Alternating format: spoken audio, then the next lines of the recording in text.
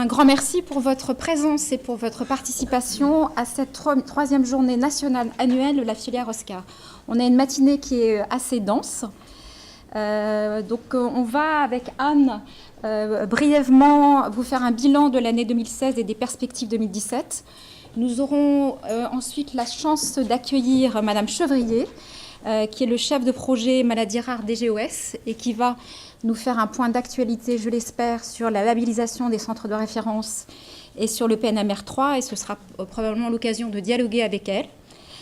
Puis on abordera les exposés médico-scientifiques de la matinée avec deux exposés de chirurgiens orthopédistes Georges Finidori et Franck Acabled, deux exposés d'essais cliniques avec Roland Chapurla et Agnès Linglar et Karine Brio, et la conférence d'actualité sur le CRISPR-Cas9 par Karine Giovanancelli.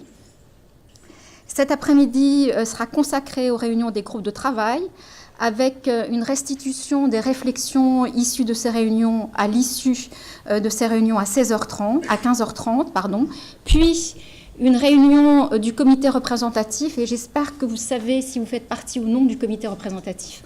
On vous le reprécisera. Et enfin, une réunion du comité de direction. Le comité représentatif, il est assez large, donc il y a un bon nombre d'entre vous qui en font partie. Voilà pour la matinée. Et un petit rappel sur les groupes de travail. Vous rappelez qu'il y a 6 groupes de travail et qu'il y aura des salles pour chaque groupe de travail. On vous le reprécisera tout à l'heure. Donc, réunion des groupes de travail à 14h. On commence par l'éphéméride. Donc, Anne, j'y vais. Oui. Attendez, juste une petite remarque concernant les groupes de travail et la logistique. A priori, lorsque vous êtes inscrit, vous avez mentionné le groupe de travail dans lequel vous étiez. Et normalement, ça a été retranscrit sur votre badge. S'il y a des erreurs, s'il y a des volontés de changement, c'est possible. Voilà. Après, il suffit de vous repérer et d'aller dans le groupe qui vous intéresse. Et le deuxième point des groupes de travail, c'est qu'il y a clairement des intergroupes de travail et qu'il ne faudra pas hésiter à participer à un autre groupe de travail si vous le souhaitez. Je pense que c'est important d'être interactif. On en parlera tout à l'heure. En plénière, on pourra aussi échanger là-dessus. Donc l'éphéméride. Au décours de la deuxième journée annuelle de la filière Oscar, il y a un an, voici les événements qui ont eu lieu durant cette année. Nous avons, avec Anne, déposé le plan d'action 2016 le 29 avril. Puis, il y a eu le 15 juin le premier symposium outils diagnostiques anomalies de la phosphatémie. Le 21 juin, l'appel à projet réseau européen de référence, ERN. Le 5 juillet, la première réunion du COPIL avec la nomination d'Anne Chevrier comme chef de projet filière maladies rares à la DGOS en remplaçant de Dominique Pétonclin. Le 5 octobre, nous avons été informés des financements des filières avec l'information sur la part variable en supplément de la part fixe. Le 14 décembre, le premier forum recherche transnationnelle. On peut rajouter en janvier la réponse à l'appel d'offres centre de référence qui nous a pris quand même beaucoup de temps. Et le 28 février, la seconde rencontre des associations. On arrive maintenant aux outils de communication développés par la filière. Alors, on a le plaisir de vous annoncer la mise en ligne du site web officiel, c'est-à-dire que depuis 2 ans, en fait, vous aviez accès à un petit site qu'on avait fabriqué en interne, qui permettait quand même de donner pas mal d'informations et de vous tenir au courant de l'actualité. On a travaillé sur un site beaucoup plus complet, beaucoup plus riche, avec un annuaire en particulier relativement fourni. Le site reste à améliorer. En tout cas, on vous invite à le tester pour nous faire remonter toutes les erreurs ou toutes les omissions ou tout ce qui pourrait, en particulier dans l'annuaire, puisqu'on a travaillé sur un gros moteur de recherche. Et on vous attend, on attend à ce que vous nous fassiez remonter des informations là-dessus. Donc cherchez-vous sur l'annuaire et dites-nous si ça vous convient. Voilà. On a aussi donc une chaîne YouTube qui continue de fonctionner avec 3 playlists. C'est-à-dire que tous les événements organisés par Oscar, les 4 événements qui sont organisés par an, sont filmés par David ici présent, montés sous forme de vidéo, donc avec le PowerPoint et l'audio. Et on les a classés en 3 grandes séries. Donc, il y a des films qu'on a appelés corporate, des films qui sont les exposés, et puis les fameux tutos dont on vous avait déjà parlé l'année dernière. Il y a 2 tutos qui ont beaucoup de succès. Donc, on a rajouté 12 vidéos par rapport à l'année dernière sur la chaîne. Il y a 4000 vues depuis un an. Et donc, ces tutoriels sont particulièrement à prescrire pour les personnes qui ont besoin de se référer aux exercices qui sont présentés dedans. La page Facebook de la filière est toujours active avec 323 abonnés. Vous étiez 156 l'année dernière. C'est un lieu où vous aurez beaucoup d'actualités sur les maladies rares osseuses, les maladies rares en général et la filière Oscar en particulier. C'est un lieu d'échange privilégié avec les associations aussi, mais il y a aussi des médecins qui nous suivent. Vous trouverez dans le sac qu'on vous a remis à l'arrivée une plaquette de présentation de la filière qu'on a voulu assez complète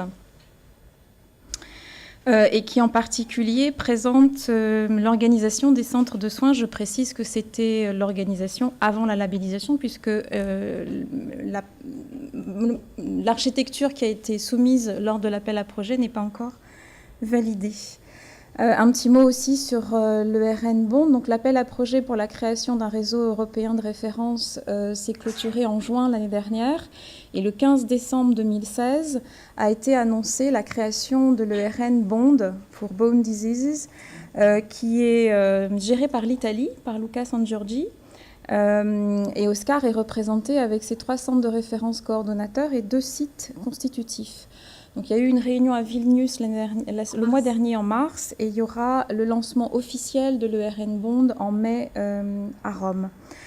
Ce petit rappel, vous allez trouver aussi dans le sac qu'on vous a préparé pour les 4 événements donc, organisés de façon régulière par la filière. La journée nationale, le 3e mercredi d'avril, mais également le symposium outils diagnostiques, le 3e mercredi de juin.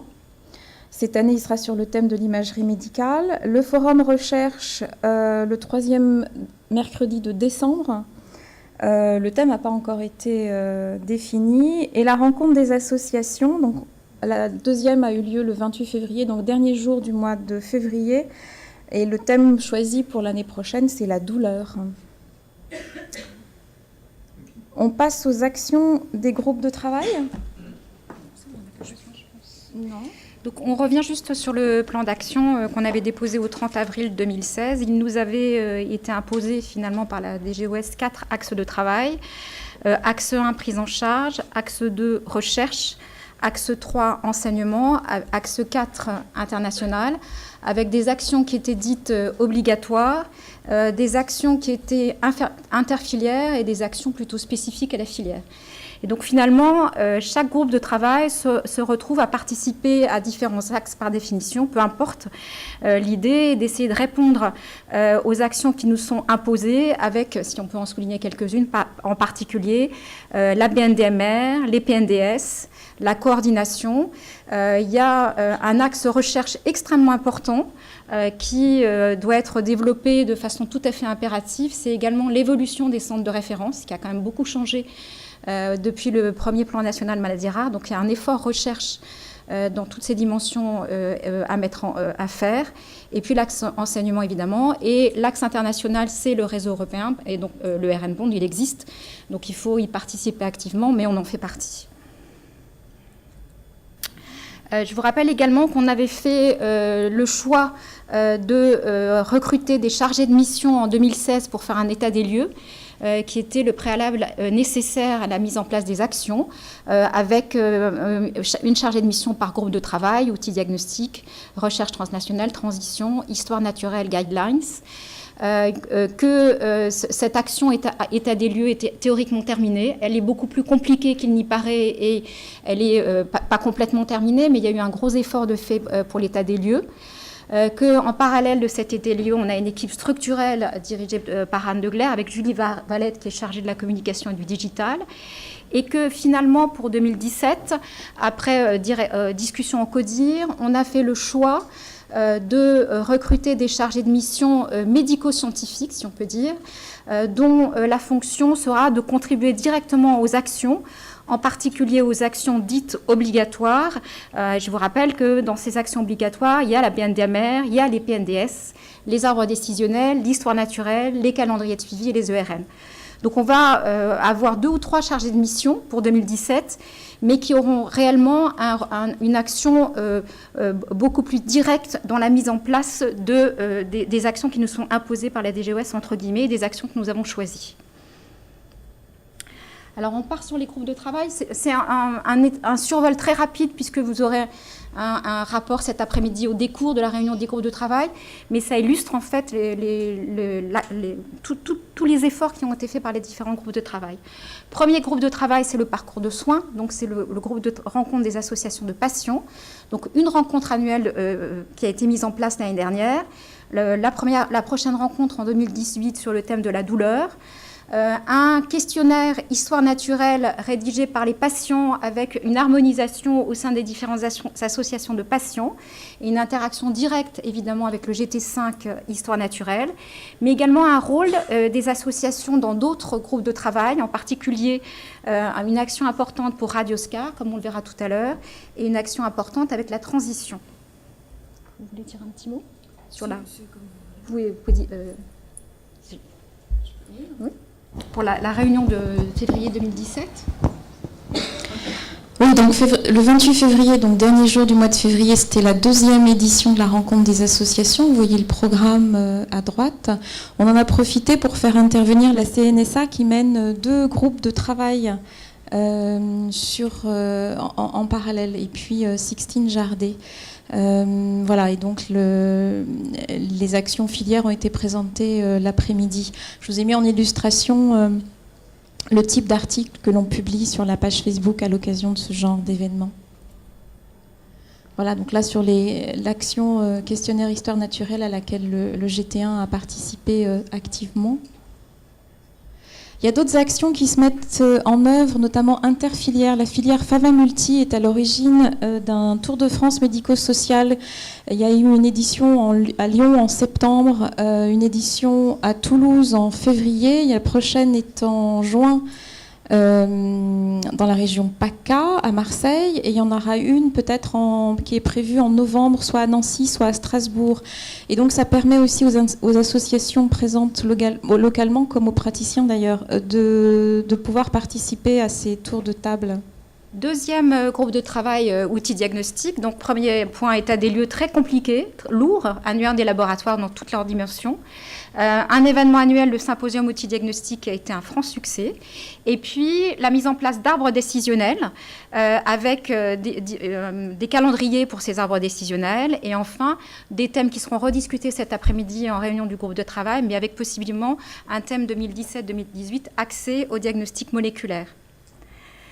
Le symposium 2016, beaucoup de participants.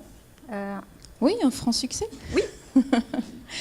Et de la même manière, la prestation de Dominique Prié le matin a été filmée. Vous pouvez la retrouver en intégralité sur la chaîne YouTube. Et donc le prochain symposium 2017, qui aura lieu le 14 juin, sera, on l'a dit, dédié à l'imagerie médicale. Les arbres décisionnels, vous y reviendrez cet après-midi. Il y a a priori différents lots, des lots 2016, des lots 2017, en cours de rédaction et en cours de publication. Il y a eu un gros travail de mise en forme par l'équipe structurelle. Et vous avez ici le modèle d'un de ces arbres décisionnels avec, d'une part, un texte qui fait plusieurs pages. Oui, en l'occurrence, pour l'hypoparathyroïdie, voilà. Il y a 9 pages. Et puis, on a extrait un recto-verso voilà, que vous trouverez de la même manière dont vous trouverez un exemplaire dans vos sacs. Et donc, tous les arbres décisionnels seront réalisés sur ce modèle. Donc, c'est vrai que la mise en page de départ a été longue, mais elle va servir de modèle pour la suite. Exactement. C'est important. Le groupe GT3 Recherche Translationnelle, donc c'est un groupe qui est vraiment interactif, qui va travailler, qui travaille évidemment pour la recherche, mais également en interaction avec arbres décisionnels et avec histoire naturelle par définition, puisqu'on est en recherche translationnelle. Donc un gros travail, là encore, d'annuaire des équipes de recherche.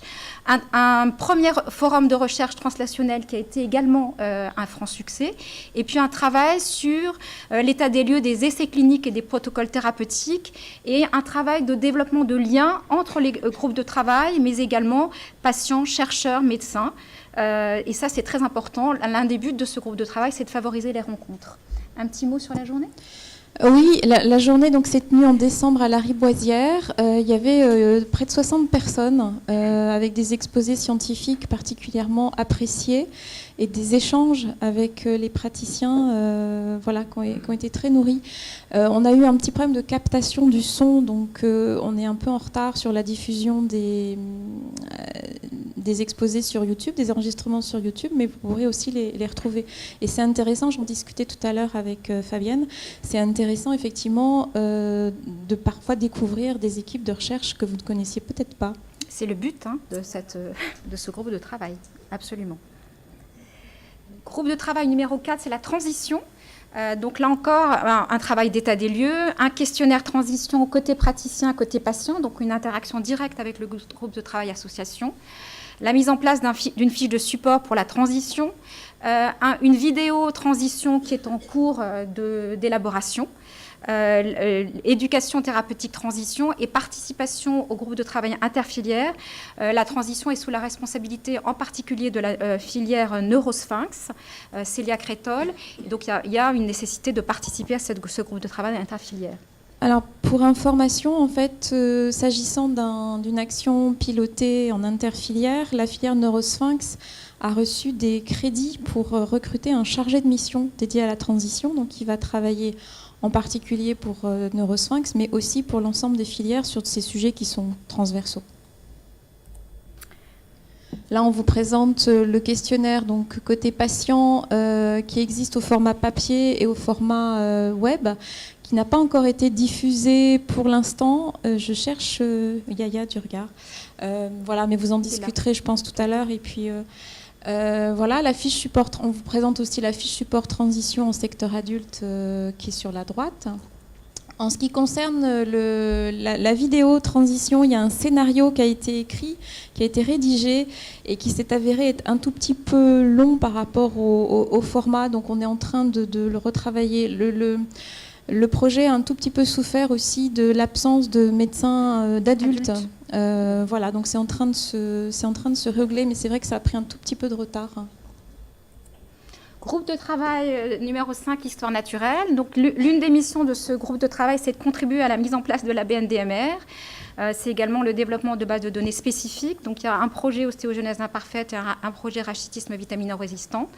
Il y a un projet hypoparathyroïdie qui est en cours et une histoire naturelle également pycnodysostose.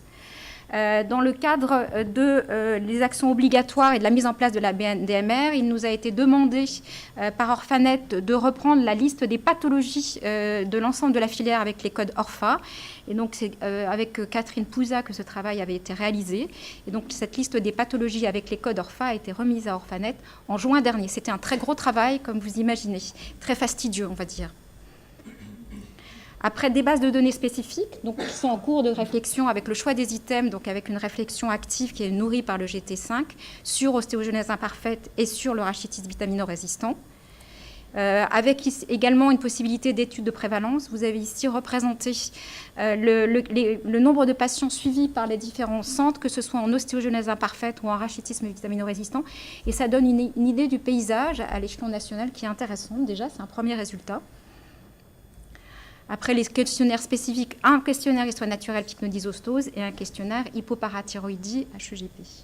Oui, sachant que le questionnaire hypoparathyroïdie, il est sur un site internet. Vous avez dû avoir l'info via les newsletters et autres mails reçus, est toujours ouvert. Dernier groupe de travail, Guidelines, donc dans les actions obligatoires PNDS, mise en place des calendriers de suivi par pathologie, tutoriel, et on dira bien sûr un mot de Radioscar. Alors PNDS, on a décidé de mettre en place 2 PNDS par an, ce qui est déjà beaucoup. Donc en 2016, théoriquement, ostéogenèse imparfaite et hypoparathyroïdie. En 2017, achondroplasie, rachitisme vitamino-résistant. Si on peut faire plus, c'est très bien, mais il faut déjà être sûr de pouvoir publier 2 PNDS. Et en 2018, la mise à jour de dysplasie fibreuse. Calendrier de suivi. Donc l'une des actions du GTS6, c'est de proposer des calendriers de suivi par pathologie, donc tout au long de la vie. Donc il y a 2 calendriers de suivi qui sont déjà terminés, l'un sur la chondroplasie et l'autre sur l'ostéogenèse imparfaite. Et vous aurez une proposition d'autres calendriers de suivi cet après-midi au décours de la réunion du GT6. Et là encore, il y a eu un très gros travail de mise en forme. Donc on a un modèle pour ces calendriers de suivi recto-verso qui est très facilement manipulable. Et une pochette donc pour les mettre tous dedans au fur et à mesure. Et puis Radioscar, je vous laisse la parole. C'est Radioscar.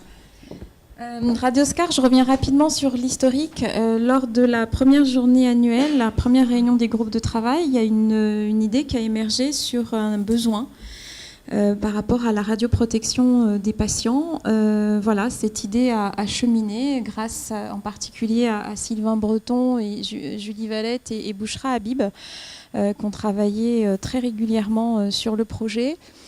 Qui ont participé, enfin on a tous participé d'ailleurs, au Challenge Innovation New Health. C'était en avril l'année dernière, juste après la journée annuelle. Et le projet avait reçu à cette occasion un prix prévention, c'était un prix honorifique, ce n'était pas un prix financier.